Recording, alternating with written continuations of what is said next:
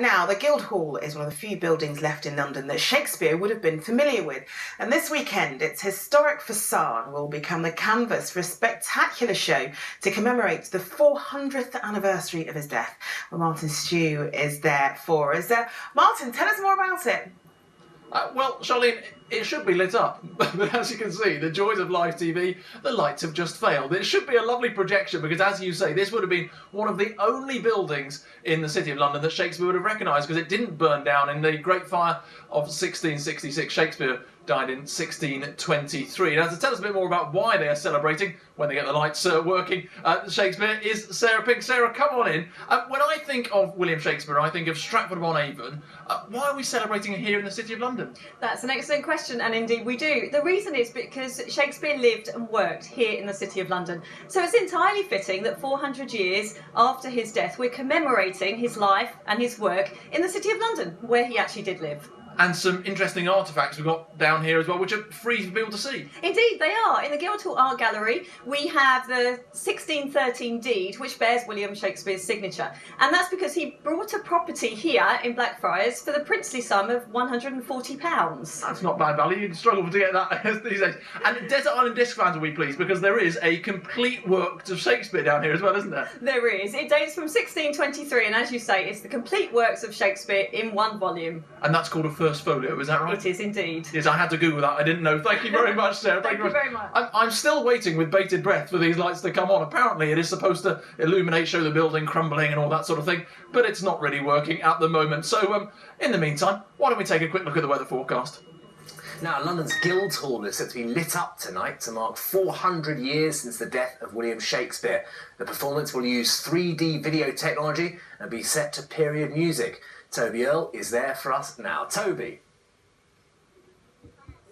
Well, it is Friday night, and on a Friday night you might like to have a bit of a dance. Now, I'm going to have some sort of dance, but not actually be showing you any of the moves, because over my right shoulder is the dance porch, the 18th century dance porch at Guildhall, which tonight is really a canvas, not for dance moves, but for a celebration of, like you said, the 400th anniversary of Shakespeare's death. This 20-minute long film combines all sorts of period detail to bring him back to life just for these 20 minutes, and it'll be running for the next 2 days. And I'm joined now by Howard Bench from the Guildhall Library to learn a little bit more about it. I mean, Howard, it's sad in that he's no longer with us, of course, but what a way to mark this genius. Yeah, absolutely. Good evening, good evening. Yeah, I mean, Shakespeare was a city boy. I know he wasn't born here, of course, we all know that. But he was a city boy. He came here in, when was it, 1580s or so. He lived in St Mary Axe. He moved to Silver Street when he lodged with the Courtenays. He then bought his own property, believe it or not, in 1613. That was down in Bishopsgate Way. So he really is a city lad. And I'm sure he would have walked past this spot where we are right now at some point in his life. He would have been everywhere. His first folio was printed not too far either, and his publishers lived in this area too. So there's so many strong connections with the City of London. So the City of London Corporation are really celebrating and commemorating his life and his death. Now, the facade here is not flat. Yet it's quite astonishing when you actually see this. It does look as flat as a pancake. It's quite a remarkable piece of technology employed in order to bring Shakespeare's world to life, on an irregularly shaped building. Yeah, absolutely. And the guys at the Guildhall School of Music and Drama, they've been working on that. We call it a lumiere, but the correct phrase, I believe, is a 3D digital mapping. So they've actually measured that facade, measured all the distances. It is 3D, you're right. And all the material we've supplied them, or the images, the books, the text, it's all going to be projected on there. It won't be out of focus. They've worked out exactly where it goes. It's amazing. This 20-minute film, it comprises of music, of obviously the literature that Shakespeare is kind of known for, and so much more. Yeah, it is. It is. We've gone through our collections. That's Guildhall Library, through our collections, and we've got a few folios. We've got a fantastic folio of images of his plays from the 18th century, and also from the London Metropolitan Archives as well, and Guildhall Gallery. So we brought them all together, handed them over to the guys at the Guildhall School, and yeah, they've put it together in this show. So we really are celebrating what we've got about him, what we know about him, and it might even come up to the present day. Yeah. Now, there are already quite a few people here. There are more people over our shoulder, in fact. I don't think you put out enough seating. I mean, are you hoping people just wander by and happen to kind of pop their heads around the corner and just nip in and be awestruck by what they see? Yeah, I hope so. I hope so. There's going to be some people passing, maybe on their way home from work. I know it's Friday, so they may have left a bit early, but on their way home from work, there might be workers in the city. Imagine leaving your office and then wham, bam, around the corner. What's going on? This wonderful music, these light shows happening, all these people's hubbub. We've got a bar in the gallery as well. So, yeah, I hope there's a real party atmosphere happening tonight. Now, I know that there is a Shakespeare-themed cocktail in there. Will they be pouring measure for measure? That's really good. That's very good, yeah. I like that. Thank you very much, Howard. I think I better quit while I'm ahead. Howard, thank you very much. So we'll be here for the big switch on at 6:45 when this 20-minute film celebrating the life and work of Shakespeare, but of course commemorating the 400th anniversary of his death, will be switched on. Thank you very much, Toby. I look forward to seeing his next link, which is head out to London's Guildhall now, which is being lit up this evening. It's all part of the 400th anniversary of Shakespeare's death, which is being marked this evening. The performance is using 3D video technology and is set to period music. Toby Earle is there now, but you can see the big crowd that's assembled there to watch what is looking like a spectacular show. Toby, play on.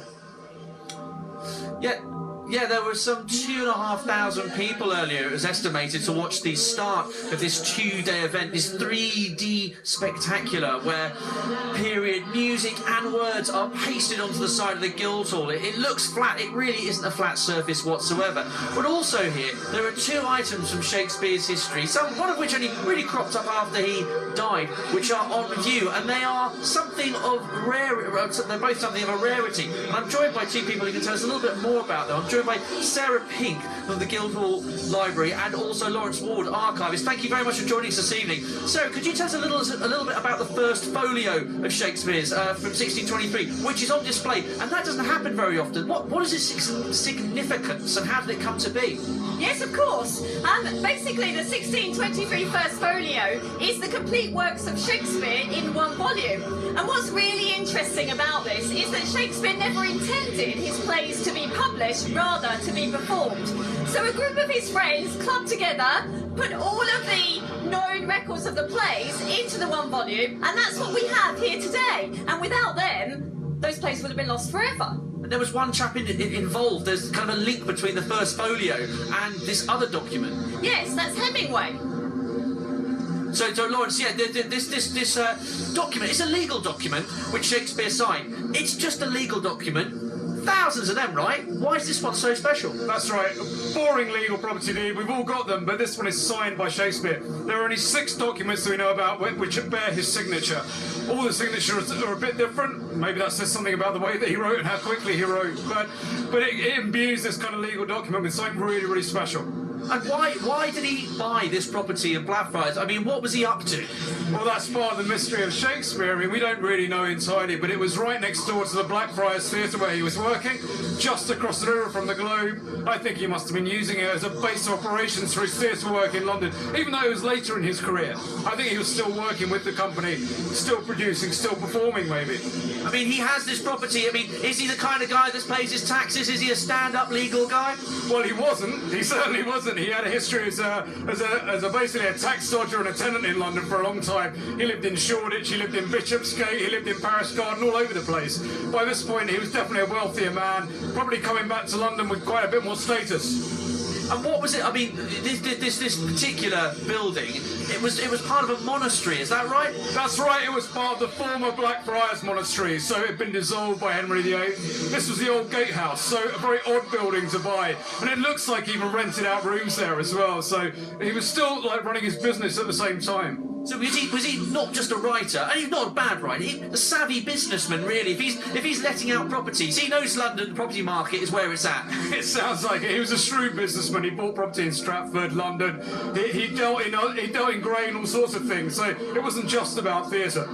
Lawrence, thank you for your time. Sarah, thank you very much for your time this evening. There are also drinks available here to drink, Shakespeare-themed cocktails. Luke, there are drinks available, as you like it. Very good, Toby. Of course, find out more about Shakespeare's 400th anniversary, shakespeare400.org. That's all we've got time for. The 400 years since the death of William Shakespeare. The performance will use 3D video technology and be set to period music. Toby Earl is our man in tights there for us now. Toby. Well, yeah, there are cod pieces dropping all over the place in awe at how the dance porch at the Guildhall has been transformed into a rippling canvas. So far we've taken a tour of the theatre and now we're hearing various lines from Shakespeare's plays. Like you say, we have music and literature from the period taken from the Guildhall Library and the Guildhall School of Music and Drama in order to represent this, to represent Shakespeare and, like we say, mark the 400th anniversary since his death. I'll pause a little bit so you can enjoy some of the audio which accompanies these images.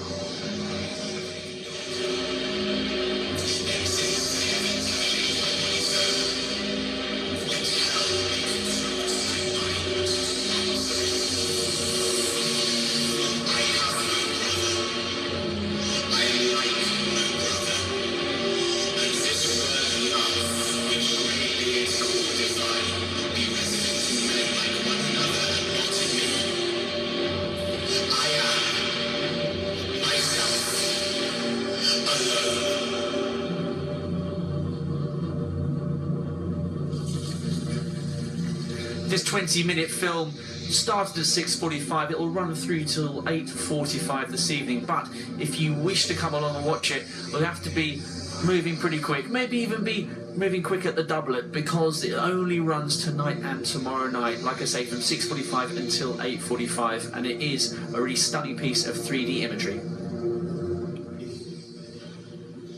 That it is. You can see just some brilliant pictures there in the Guildhall. Toby Earl for us there this evening, hoping to return to him a bit later on.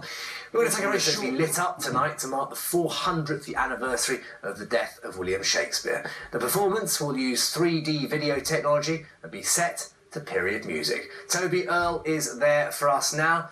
Toby, can you deliver the next piece in blank verse, please? Well, I'd actually prepared iambic pentameter, so unfortunately I can't. Now, of course, you've thrown out the scan of all the lines I had prepared, so thanks for that, Luke. Now, I was going to mention, however, it's not every day you see giant scorpions climbing across quite well-known landmarks, but that has taken place here at the Guildhall because this 3D project, which is celebrating the 400th anniversary of Shakespeare's death, has had several fairly mind-blowing images projected onto the side of the Guildhall, one of them giant scorpions. And the guy who's behind this, who is responsible for some of these images, is Dan Short, lecturer in video at the Guildhall School, who joins me now. Dan, congratulations. We've had the first run-through, and you've had about 2,000 odd people here. Apparently so, yeah, about 2,500 people turned up, so we're very happy with that turnout. It's been great. Can you just sort of give us a brief overview, without going crazy technical, how difficult it is to project a 3D projection onto the side of a building which isn't flat? Well, it is quite complicated, but it's something that obviously at the Guildhall School we've got this new degree in video design for live performance, and it's something that the students are here sort of learning how to do. And it starts off that we build a software version of the building, and then all of the animation is done on a two-dimensional layer that we wrap around that 3D model, and then we cut it into pieces and we jigsaw the pieces back together onto the building. I mean, I think I got that. That was a very, very good description for the layman. Now, what's really fascinating is the way you've decided to show Shakespeare's life. I mean, brevity is the soul of wit. So where do you start with a man like Shakespeare? How did you reach the editorial decisions, if you like, about what you were going to feature in this? Well, we worked with a really fantastic actor called Bernie Ross, who's one of our Guildhall graduates, who was able to look at the sort of huge sort of breadth of work that was there at our disposal. And what he did was then sort of pick out key elements, themes, quotes, and group those together for us into a nice kind of linear format that sort of transitions nicely, and then we could focus on the visual elements of that and how we could take those words and turn them into something that was sort of visually strong, could hold an audience, but in a way that you didn't need a narrative and you didn't need necessarily for them to be connected together. I mean, there are some very, very strong pieces in this. The scorpions climbing up the side. I mean, when did you get that kind of idea? I mean, was that like a late night brainwave? Well, it's just one of those things. So the line there, my mind is full of scorpions, associated in our section on madness. and it's about, okay, so what can we do with this kind of like really interesting, dark, kind of quirky imagery? And one of the students made a suggestion about just having them sort of giant versions of them crawling up the building, and we just thought, well, yeah, that sounds like a fun way to sort of play around with these ideas. So that's what we went for. And is it funny that, you know, when you're watching this, when you're watching the 2,000 odd people watching this, so many of them were filming it, and if you go online within an hour, this is going to be all over the world. People all over the world going to be watching it. Is that great that that's happening, or would you rather people came here and saw it with their own eyes? For me, both, absolutely both. I think it's fantastic that it's popular and a lot of people do turn up, but I also like the kind of the fascination with the visual, and I think that we're fascinated with the visual, which is why we make this stuff, but people are fascinated with the visual, which is why we love to document and present and share, and that's why I think like my interest in video is just growing and growing, and I think that the general public is, and also, you know, the industry is. I mean, this sort of work was quite rare 10 years ago, and now it's quite commonplace, and I think we're just going to see more and more of it. Dan, congratulations on this. Thank you very much for your time. And yes, this will be visible tonight until 8:45, and then tomorrow between 6:45 and 8:45. And yes, do come along. If you're frightened of witches, though, you may want to be peeking through your fingers at some point, because 3 giant witches on the side of a building, that's nightmare material. Certainly is, Toby. I'm getting a little scared, hubble bubble, as they say. And I'm not going to bring up the fact that, of course, iambic pentameter usually is blank verse. Anyway.